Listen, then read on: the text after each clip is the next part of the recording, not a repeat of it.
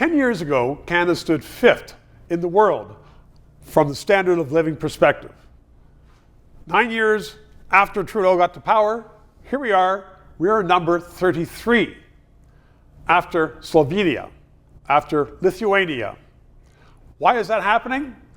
Everybody has some ideas, but let's just talk about a few examples. In Ottawa, they need soldiers. Badly, they say that. 70,000 Canadians applied.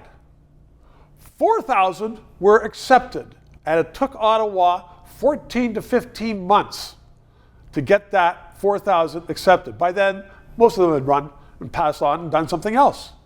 So the minister says it's not good enough.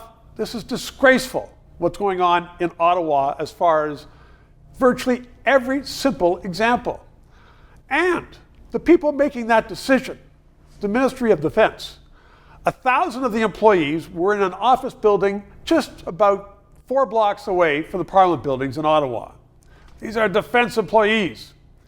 And they said they are being harassed, hurt on their way to work because there are so many druggies around, so many crooks around in the area.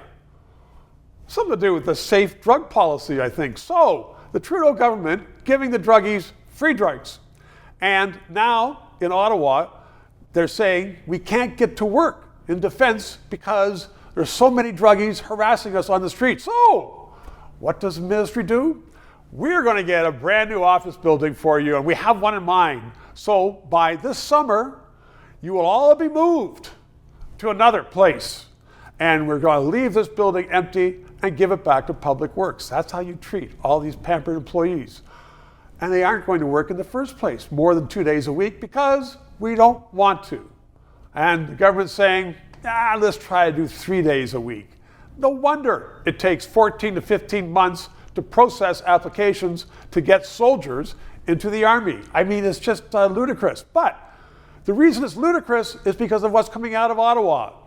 And one journalist wrote a column in the Toronto Star, paid for by the Prime Minister's office, because you know they pay for the Toronto Star. And he said, instead of being tough on Canada, let's celebrate Canada. And I want to get this right about what we should celebrate Canada. First of all, immigrant integration. This government's doing a great job. You and I both know it stinks. AI, A1 technology. AI technology, we are falling behind all the time. He says we should celebrate it.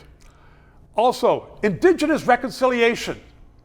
This government has done a great job, this journalist says, on Indigenous reconciliation. Well, this government has driven a stake through the heart of Indigenous reconciliation. This government has embarrassed Canada around the world by talking about things that are simply not true. And I speak to natives. I speak to people they call Indians. There has been no reconciliation at all. But this journalist is saying, please celebrate this government because they're doing such a good job. No wonder we are falling in the world. This show provides independent analysis of the issues. We are not paid by the government. And as I am finding, so much business in Canada relies upon various governments that they don't want to sponsor or advertise on a show which may become controversial, which talks about liberty, freedoms, sometimes criticizes government. I've had guests on that support the government. But people are saying, you know what?